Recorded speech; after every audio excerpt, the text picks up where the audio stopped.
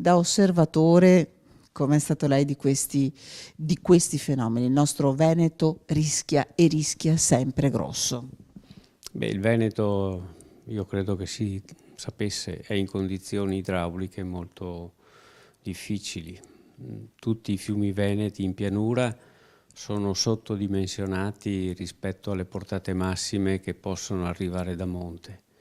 E in montagna la situazione si caratterizza per altri fenomeni, ma non è sicuramente di minore gravità. Le opere sono quelle indicate dalla Commissione De Marchi, opportunamente corrette, ma in quella strada bisogna muoversi e gli interventi sono così numerosi che non possiamo pensare di realizzarli nel giro di pochi anni. Probabilmente abbiamo davanti un arco di tempo di 30-50 anni